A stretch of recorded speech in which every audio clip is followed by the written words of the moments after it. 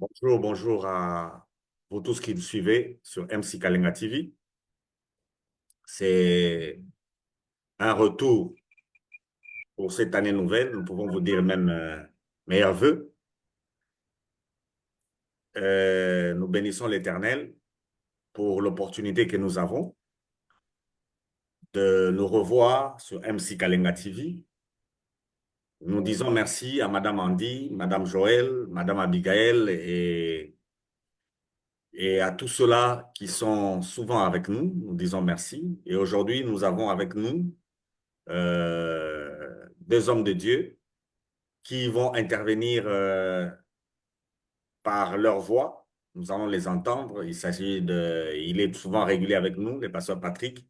Il est avec nous. Il interviendra le plus souvent avec sa voix, ainsi que l'homme de Dieu, Junior Maonso, Emmanuel. Alors, cette année 2025, nous allons travailler calmement sur ce sujet du sacerdoce. Alors là, nous disons bonjour à nos bien-aimés qui sont déjà là. Pasteur Patrick, bonjour.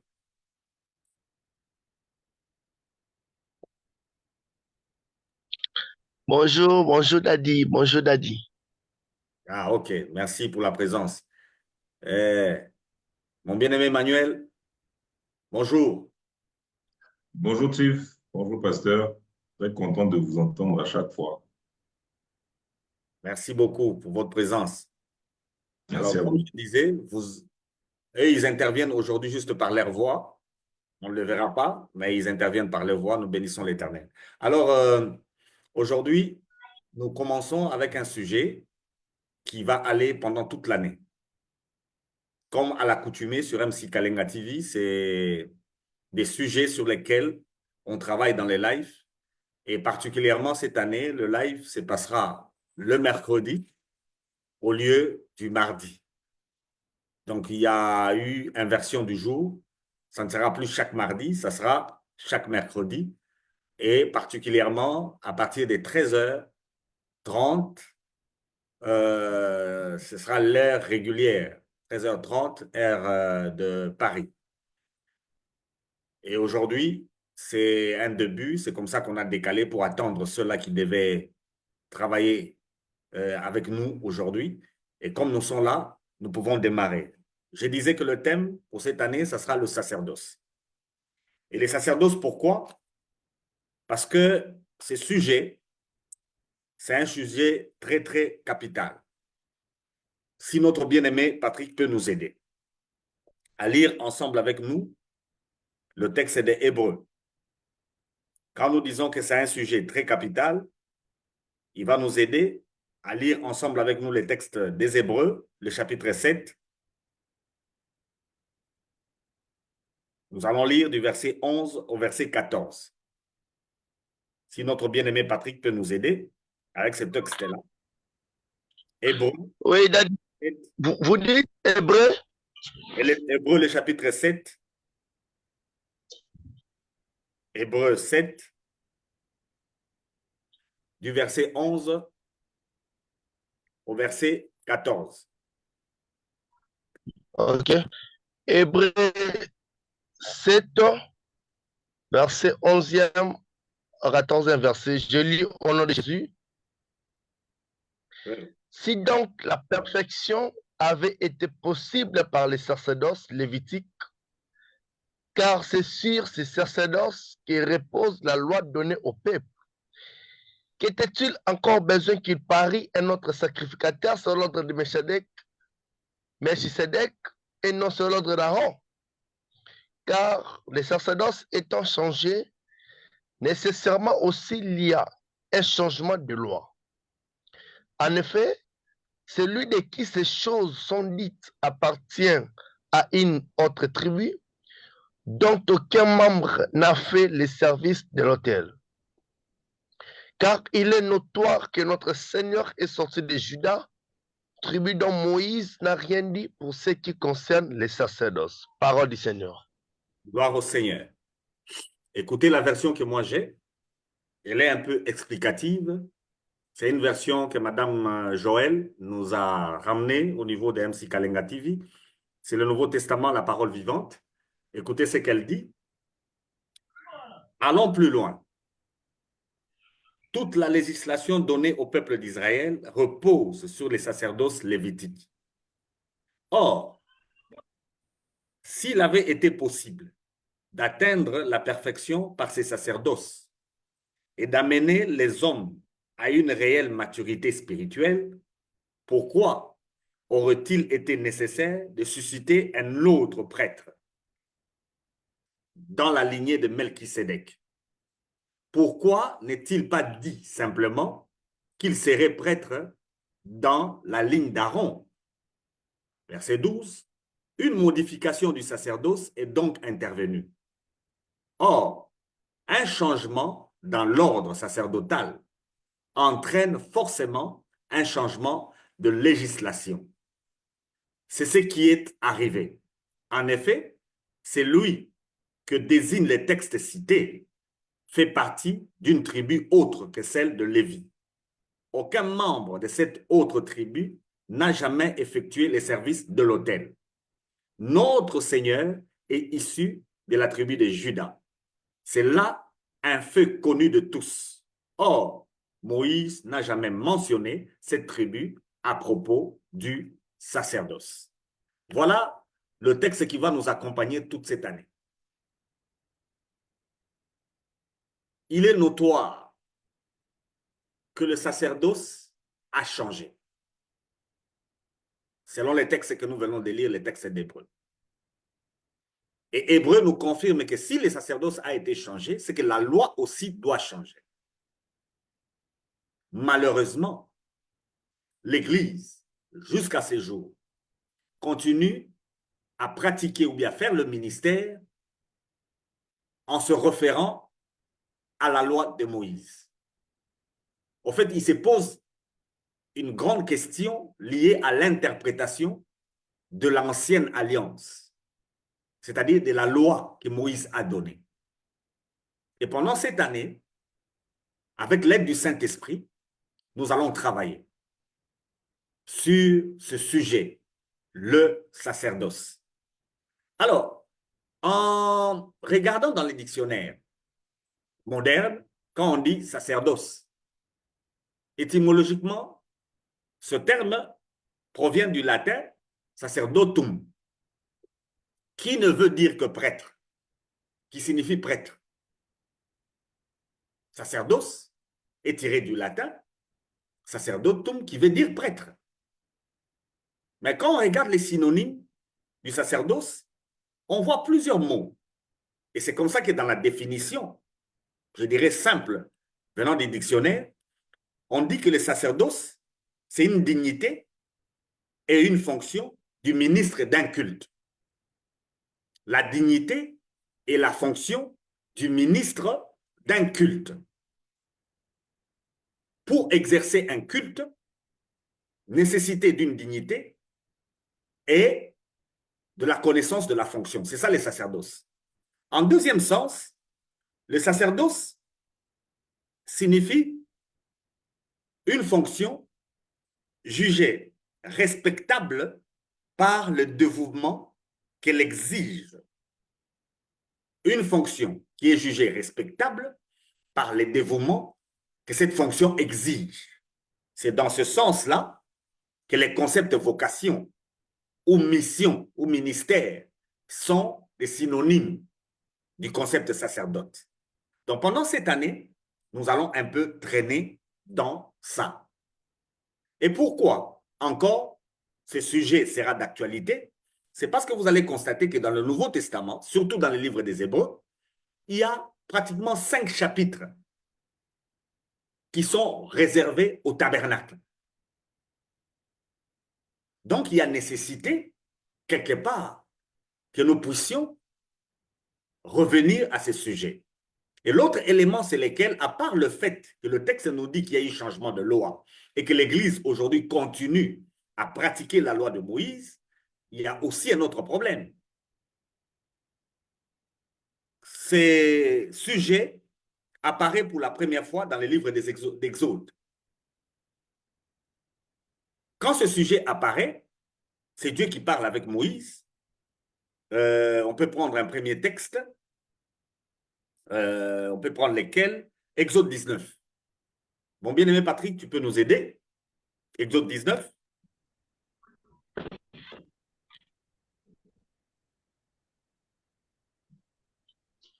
Oui, dans Exode 19. Le verset 1er jusqu'au verset 6.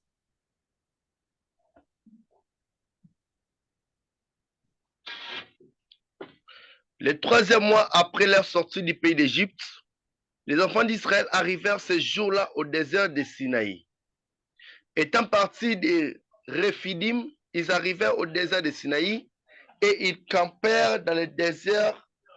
Israël campa là, vis-à-vis de la montagne. Moïse monta vers Dieu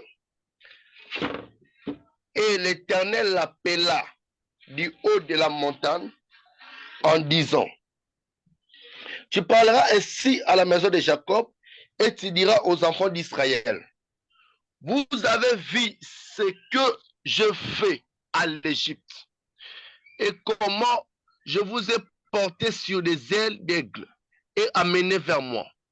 Maintenant, si vous écoutez ma voix et si vous gardez mon alliance, vous m'appartiendrez entre tous les peuples, car toute la terre est à moi. Vous serez pour moi un royaume de sacrificateurs et une nation sainte. Voilà les paroles que tu diras aux enfants d'Israël. Gloire au Seigneur. Gloire au Seigneur. Le peuple de Dieu est sorti de l'Égypte. On connaît l'histoire. Il y a eu la traversée de la mer Rouge et la disparition de tous les Égyptiens qui les attaquaient. Et Dieu leur parle quand ils arrivent au... C'est Exode 19 hein, que nous venons de lire. Oui, 19. verset Oui. Parce que j'ai vu sur le net qu'on a écrit Exode 29. C'est Exode 19, 1 jusqu'à 6. Alors, quand ils sont allés à la sortie vers les déserts, ils ont passé 3 mois, ils ont marché, et 3 mois après, ils se sont retrouvés devant la montagne du Sinaï. Arrivé là-bas, Dieu appelle Moïse à la montagne. Et à la montagne, Dieu déclare ses paroles au peuple d'Israël, que ce peuple-là sera son peuple. Et s'il respectait son alliance, et en respectant son alliance, lui, Dieu, fera de ce peuple un royaume des sacrificateurs. Un royaume des sacrificateurs. Maintenant, en hébreu,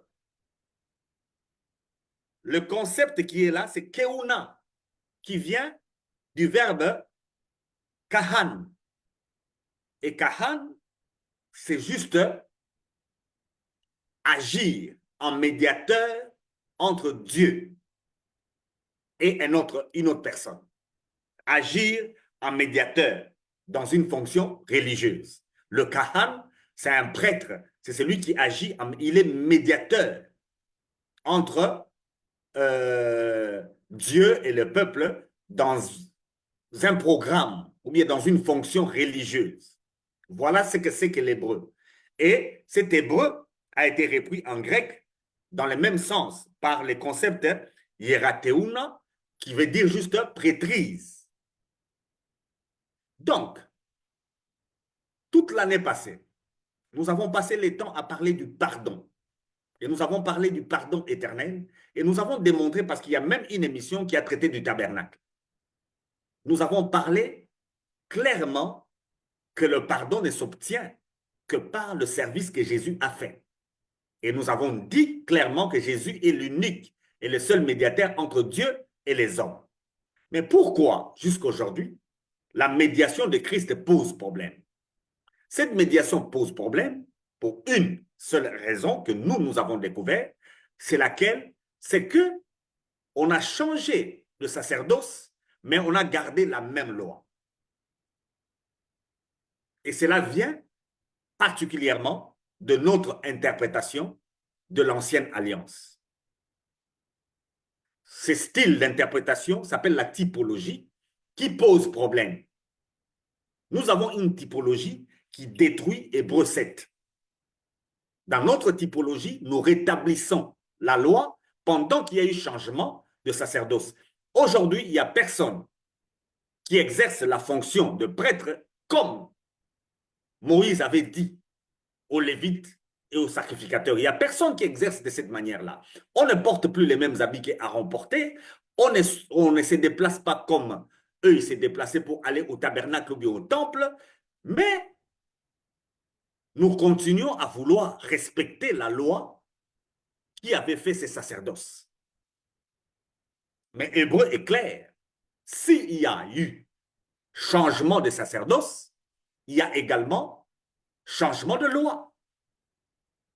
C'est une évidence. Nous devons accepter cela. Si nous changeons le comportement dans les sacerdoces, nous devons aussi changer la loi qui nous gère. Alors cette année, avec plusieurs sous-thèmes liés à l'étude du tabernacle, à l'étude du temple, les différents temples, il y a les temples de Salomon, il y a les tabernacles de David, on va tout étudier. Nous arriverons jusqu'à l'étude de l'église locale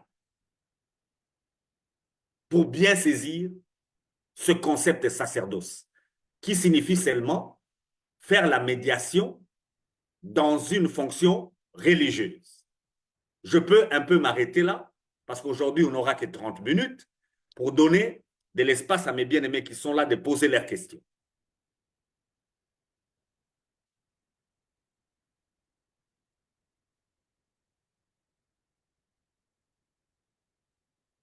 Si vous avez des questions, mon bien-aimé Patrick. Oui, il a dit, je suis en train déjà de composer ma question. Oui, c'est quoi la question? La première question, Il y a aussi la question, que, une question, tu la poses aussi? Oui. La première question, vu que la Bible est en train d'éclaircir s'il y a les changements des sacerdoces, c'est qu'il y a aussi les changements de la loi.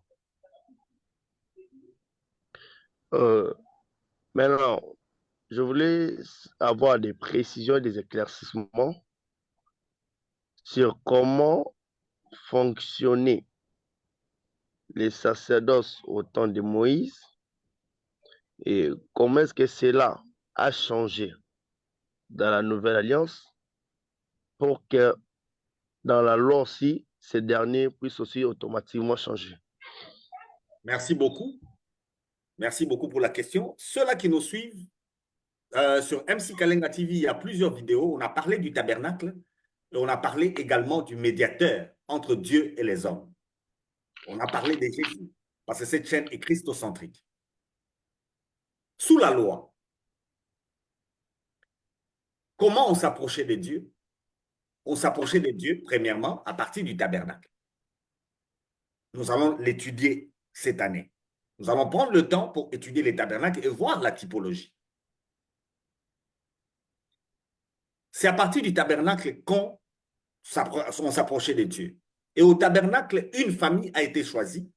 C'est la famille de Lévi qui devait faire la médiation. Entre-temps, le verset 5 et 6 d'Exode 19 nous disent que Dieu a dit que tout Israël deviendra des sacrificateurs. Il ne faut pas oublier ce texte que nous venons de lire. C'est un texte capital. La première fois que Dieu parle, il dit à Israël, vous serez un royaume et des sacrificateurs. C'est ce qu'il dit. C'est ce que Dieu déclare. Mais dans la suite, quand Moïse établit la sacrificature, Moïse va choisir une famille, c'est la famille de Lévi, ça c'est un, et Moïse va choisir une tribu, pardon, c'est la tribu de Lévi, et une famille, c'est la famille d'Aaron. Et Aaron lui-même sera souverain sacrificateur, et les autres enfants d'Aaron seront des sacrificateurs. Voilà comment ça s'est passé. Pour aller au tabernacle ou bien au temple, il fallait passer par la famille d'Aaron. Il fallait passer par les Lévites et passer par la famille d'Aaron. C'est seulement eux qui pouvaient s'approcher. Et nous allons voir, nous avons même vu une histoire ici, dans un chronique, avec Uza, qui a, à l'époque de David, touché l'arche et il est mort sur place. Donc, mon bien-aimé Patrick, dans l'Ancienne Alliance, si tu veux t'approcher de Dieu, il faut amener un animal et l'amener où? Au tabernacle et le remettre entre les mains des Lévites qui, eux, vont remettre cet animal entre les mains des fils d'Aaron. Voilà comment ça s'est passé dans un sens. Mais aujourd'hui, il n'y a personne qui pratique ça. Et les temples lui-même n'existaient pas. Si on veut obéir à la Bible, si on veut obéir à la loi, il faut pratiquer ça. Et pendant que je parle, le temple à Jérusalem a été détruit. Et à Jérusalem, il n'existe même pas de temple. Donc, s'il y a un souverain sacrificateur, ce souverain sacrificateur-là ne sait pas où il doit faire le travail, selon la loi de Moïse. Et si c'est comme ça qu'il faut fonctionner, tout le monde est perdu. Ça, c'est la première chose. La deuxième chose que nous dit les textes dans la Nouvelle Alliance, on dit que Jésus, bon, dans l'Ancienne Alliance aussi, nous l'avions dit, nous avons parlé du jour des expiations l'année passée quand on parlait de l'expiation du péché parce qu'on a parlé du pardon éternel. Nous avons démontré ici qu'une fois l'année, le souverain sacrificateur entrait dans le lieu très saint avec le sang d'un animal, le sang d'un taureau, et il versait dans le lieu très saint ce sang, et quand il sortait, le peuple était pardonné pour une année.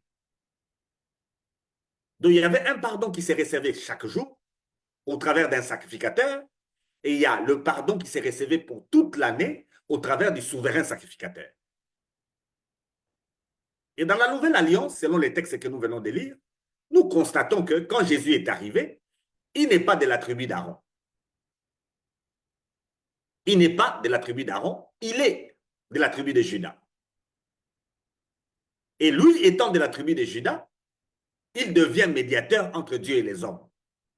Donc son sacerdoce, sa sacrificature, n'est pas celle de Aaron, n'est pas celle que Moïse avait donnée sous la loi. C'est une autre sacrificature parce que Moïse n'a jamais cité la tribu de Juda comme une tribu d'où viendra un sacrificateur. Cependant, les textes de l'Ancienne Alliance, par la bouche de David, ont déclaré que tu es sacrificateur selon l'ordre de Melchisédek. Melchisédek, c'est un roi et c'est aussi un sacrificateur. Voilà ce qui rejoint ce que Dieu a dit dans Exode.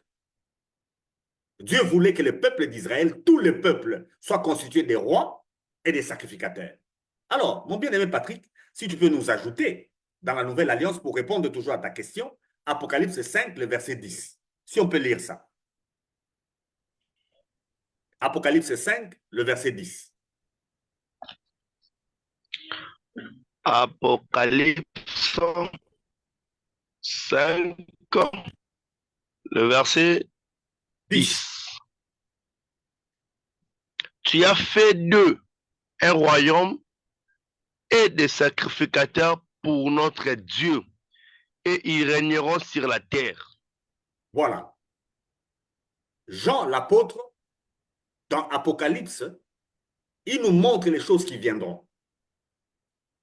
Et dans les choses qui viendront, il nous montre au ciel les anges qui adorent le Seigneur. Et en l'adorant, qu'est-ce qu'ils lui disent? Ils lui disent que lui seul était digne d'ouvrir les sceaux. Pardon, ici, il ne s'agit pas encore de sceaux. Que lui seul était digne de recevoir toute la gloire. Et il s'est choisi des humains. Et il a fait d'eux, dans ces textes ici, dans la version que j'ai, on dit, tu as fait d'eux des rois et des prêtres pour qu'ils servent notre Dieu et qu'un jour, ils président aux destinées de la terre. Voilà ce qui est écrit dans cette version. Je peux répéter, tu as fait d'eux des rois et des prêtres pour qu'ils servent notre Dieu et qu'un jour, ils président aux destinées de la terre. Qui? Ceux-là qui ont été sauvés. Quand Jésus nous sauve, quand nous croyons en lui, il fait de nous, les croyants, des rois et des prêtres pour faire fonction de régner sur cette terre. Voilà l'accomplissement du texte de Exode. Il s'accomplit en Jésus. Donc les sacerdoces aujourd'hui, c'est fait non selon la loi de Moïse, mais selon la révélation de Jésus-Christ. Voilà comment ça se fait aujourd'hui. Je pense que j'ai bien répondu. Ou bien s'il y a à ajouter, vous me dites. Mon bien-aimé Emmanuel, s'il y a une question, vous la posez également. Nous sommes en train d'aller pratiquement vers la fin de ce programme d'aujourd'hui. Il nous reste quelques 5 à 6 minutes. S'il y a une préoccupation, vous nous la donnez.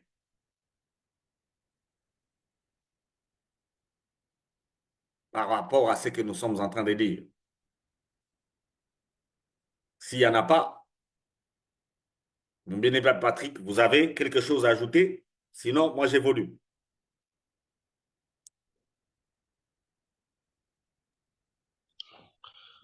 Ouais, merci beaucoup, Daddy. Merci, Daddy, pour la parole.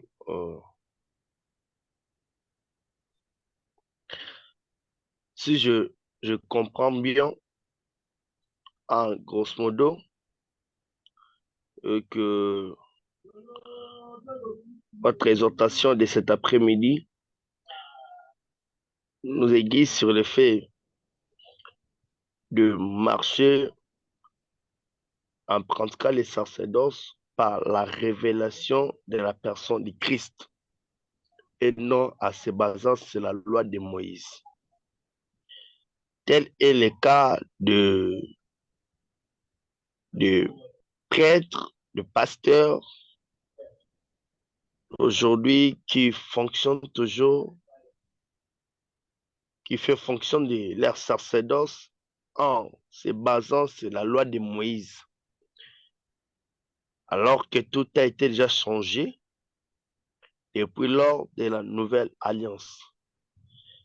Et ça m'a beaucoup vraiment aidé parce que ce sujet des sacerdoces, c'est quelque chose qui fait débat ici vraiment à Kinshasa, dans le milieu pastoral. Les gens en parlent. Souvent, chacun a ses contextes qui ne sont pas bibliques, qui ne sont que des imaginations, des réflexions humaines. Mais aujourd'hui, grâce à Dieu, par votre biais, j'ai eu, je crois, l'éclaircissement, mais je crois qu'avec le temps encore, je serai bien lucidé. Et merci Daddy pour ça. Merci beaucoup. Merci beaucoup, mon bien-aimé Patrick. Merci. C'est la raison pour laquelle ce sujet a été repris sur MC Kalenga TV. Il n'y a pas qu'au Congo où le sujet pose problème. Le sujet pose problème dans le milieu chrétien en général. Partout dans le monde, ça pose problème. Et cette année, nous allons, par la grâce de Dieu, au travers du Saint-Esprit, éclaircir certaines choses que nous sommes en train de pratiquer jusqu'aujourd'hui. Il vient d'être affirmé par le livre des Hébreux que si le sacerdoce a été changé, et c'est que nous acceptons tous que le sacerdoce a été changé, parce qu'il n'y a plus personne aujourd'hui qui sacrifie des animaux, mais malheureusement, on est en train de suivre la loi de Moïse. C'est ça le danger. On est en train de travailler en fonction de la loi de Moïse. Et pourtant, on devait travailler différemment de la loi de Moïse. Et c'est là qu'il y a les dangers. C'est là vraiment qu'il y a les dangers. Je ne sais pas si mon bien-aimé Emmanuel a une question. Entre-temps, j'ai vu comme si mon bien-aimé Daniel Léjuste, que je salue tout en passant, a posé une autre question. Il nous dit... Moi, j'ai une question. Oui, allô? Allez-y, mon bien-aimé. C'est moi ou c'est quelqu'un d'autre qui parle? Oui, oui. C'est moi. Oui, allez-y. Ma question est celle-ci parce que vous avez dit que de ce que j'ai compris, le sacerdoce est, de par l'étymologie, de par la compréhension originelle, le sacerdoce n'est que le fait du service et de l'intermédiation. Alors, jusque-là, j'espère que je vous ai bien saisi. Oui. Maintenant, ma question est très concrète. Hein, c'est par rapport aux réalités, aux réalités, aux pratiques courantes dans nos églises locales. Comme pour mon cas ici à Lubumbashi, est-ce que le sacerdoce, dans cette compréhension-là, doit être forcément rattaché à une localisation physique, à un lieu en exclusivité pour une personne donnée? Pour considérer que cette personne-là est dans son sacerdoce, est-ce qu'il faut forcément que ce soit rattaché à un lieu, je veux dire ça comme ça, une église donnée, et que par exemple, si il n'est pas dans ce lieu-là ou il n'est pas dans ce contexte-là, la considération est différente ou l'appréciation est différente. Très bonne question. Et j'y réponds directement en prenant aussi ce que mon bien-aimé Daniel Léguiste vient de donner comme question. Il nous dit ceci: nous savons que dans l'ancienne alliance, c'est dans le temple qu'on fait le service expiatoire. Maintenant que nous ne sommes plus sur les sacerdoces lévitiques, est-ce qu'on va parler encore du temple à notre époque? Je pense que ça rejoint, ça rajoute à ce que mon bien-aimé Emmanuel a posé comme question. J'y réponds directement. Je donne une réponse d'ensemble. La loi de Moïse a fixé un lieu pour l'exercice du sacerdoce lévitique. Christ, quand il est venu, nous avons parlé ici de la femme samaritaine, l'échange que Jésus a eu avec la femme samaritaine. Nous avons eu à traiter ces textes ici, dans l'évolution de la discussion entre Jésus et la femme samaritaine. Nous sommes dans Jean 4. La femme lui dit: vous les Juifs, vous adorez à Jérusalem, nous les Samaritains, nous adhérons à la montagne. Jésus a dit que l'heure vient, et elle est déjà venue, où les vrais adorateurs adoreront le Père en esprit et en vérité. Mais avant cela, qu'est-ce qu'il dit? Ça ne sera ni à Jérusalem, ni à la montagne, mais en esprit. Donc, la question du lieu, c'est une question qui sera traitée cette année. Ça sera une question qui sera traitée cette année. Cependant, si la loi de Moïse fixait un lieu physique, l'évangile fixe un lieu spirituel en Christ. Nous exerçons le ministère en Christ. Nous faisons fonction de sacrificateurs en Christ. Comme l'Apocalypse venait de le dire, c'est en Christ que nous faisons fonction de sacrificateurs. En Christ, le lieu c'est où? C'est en Christ, c'est un lieu spirituel. Maintenant, Christ nous a dit, là où 2 ou 3 sont assemblés en son nom, c'est là qu'il est. Donc, jusqu'à aujourd'hui, la sacrificature est aussi liée à un lieu où 2, 3 se rassemblent. C'est comme ça que le premier chrétien avait l'habitude de se rassembler ensemble dans des maisons. Cependant, est-ce que cet endroit peut encore s'appeler temple? Pour revenir à mon bien-aimé Daniel Légiste. Bon, ce sont des appellations. Mais ça ne doit pas être compris de la même manière qu'on comprend l'ancienne alliance. C'est là le danger. Si c'est compris de la même manière, parce que le temple de Jérusalem, ce temple-là est saint. Ce temple-là est mis à part. Mais aujourd'hui, s'il y a un endroit où les chrétiens se retrouvent et qu'on peut appeler temple, cet élément-là n'est pas saint. C'est juste un bâtiment. On ne peut pas lui donner de sanctification. Et c'est là qu'il y a de sérieux problèmes avec beaucoup de dépenses qui se font pour bâtir un temple, mais moins d'argent qui est dépensé pour soutenir un frère. On n'est pas à mesure de soutenir un frère avec de l'argent, mais on est à mesure de sortir beaucoup d'argent pour construire un bâtiment. Et quand on a construit un bâtiment, il y en a qui disent qu'ils ont servi l'Éternel. J'ai dit non, c'est faux.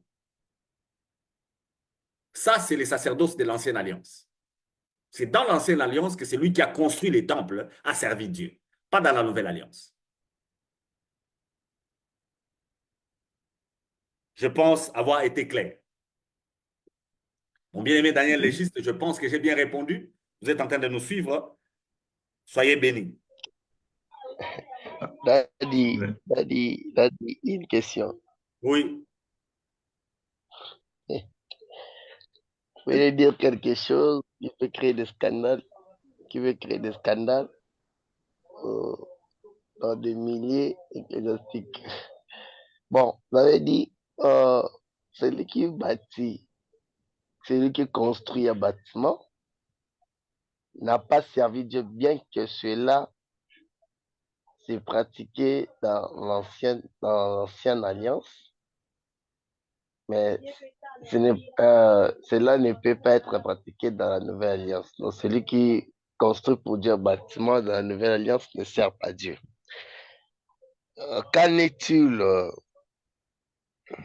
des gens aujourd'hui qui réunissent des moyens financiers afin d'élever une construction pour Dieu avec ces moyens-là, parce que le contenu pour appuyer ces chefs-d'œuvre se base toujours sur l'influence de l'ancienne alliance, de l'Ancien Testament. Devons-nous aujourd'hui ne plus le faire parce que cela n'égale à rien au service de Dieu, ou que devons-nous faire maintenant en ces points-là? Gloire au Seigneur. Au fait, construire un bâtiment dans lequel on s'est réunis, parce que là où deux ou trois sont rassemblés, au nom du Seigneur, le Seigneur est là. Ça peut être dans un bâtiment que nous avons construit. Il n'y a aucun problème. Mais est-ce que ces bâtiments-là peuvent être appelés temple? Nous disons non. Le temple de Dieu, selon la Bible aujourd'hui, c'est votre corps.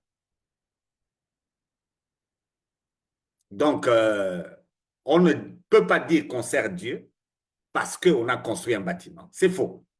C'est quelque chose qu'il faut enlever de l'esprit. Mais est-ce qu'il ne faut pas construire des bâtiments? Je n'ai pas dit ça. Même moi, je construis des bâtiments pour qu'on serve Dieu et ces bâtiments sont appelés églises. Et église est aussi synonyme de sacerdoce. Et c'est le travail que nous allons faire cette année pour devoir éclairer, pour qu'on ne tombe pas dans le piège de retourner à la loi de Moïse. Mon bien-aimé Emmanuel allait parler.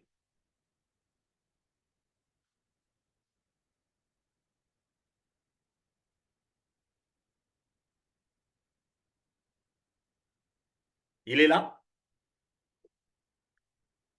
Il allait parler. Je crois avant qu'on puisse conclure, on devait l'écouter. Il avait ouvert son micro, il voulait parler. Mais quand l'homme de Dieu Patrick parlait, lui, il a fermé. Vous êtes là, mon bien-aimé Emmanuel? S'il y a une préoccupation, mon bien-aimé Daniel est juste. Est-ce que j'ai bien répondu à votre question?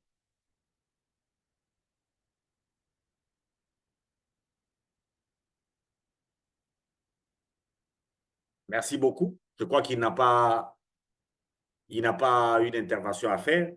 Donc, nous arrivons pratiquement euh, vers la fin. Nous avons même dépassé de quelques 8 minutes, selon le programme qui nous a été imparti ici. Mais prochainement, on revient avec le programme normal pour 1 heure. Ça, c'était l'introduction par rapport à l'année. Nous allons aller pendant 52 semaines. Bon, ça ne sera pas 52 semaines, peut-être 50 semaines, comme la chaîne a souvent au mois de décembre des vacances, mais pendant 50 semaines, tout au plus, nous allons aller graduellement dans le sens d'expliciter la typologie qu'il y a entre l'Ancien Testament et le Nouveau Testament. Et en clair, nous allons donner le vrai sens de ce qui a été fait comme sacerdoce dans l'Ancienne Alliance et l'accomplissement de tout cela en Jésus. Parce que cette chaîne est christocentrique, elle veut nous présenter Christ. Et l'option sera aussi de nous aider, parce qu'aujourd'hui, on a beaucoup de chrétiens qui ont abandonné leurs assemblées par une mauvaise compréhension du changement de sacerdoce qui conduit au changement de la loi. Il y a beaucoup de chrétiens qui ont abandonné leurs assemblées. Or, la Bible, toujours dans Hébreu, nous dit de ne pas abandonner nos assemblées. Donc, nous devons comprendre tout cela et, au moyen des Écritures, donner une clarté à l'Église ou bien à tous les chrétiens qui sont en train de nous suivre de partout dans le monde. Alors que Dieu vous bénisse. Nous disons merci encore une fois à Madame Andy. Nous disons merci à notre bien-aimé Emmanuel Maonso qui a été avec nous. Nous disons merci à notre bien-aimé Patrick Kambenga qui a été avec nous. Et nous disons également merci à notre bien-aimé Daniel Le Juste qui nous a suivis et qui a posé ces questions. Que le Seigneur vous bénisse énormément et nous pouvons vous dire à la prochaine. Nous allons nous revoir le mercredi prochain. Cette fois-là, nous serons présents à partir de 13h30, l'heure de Paris. De partout où vous nous avez suivis, soyez bénis. Et comme Madame Andy aime toujours vous dire, aidez-la à partager pour que Facebook ne puisse pas fermer. Que Dieu vous bénisse énormément. Nous nous revoyons le mercredi prochain. À la prochaine. Bye à tous. Merci.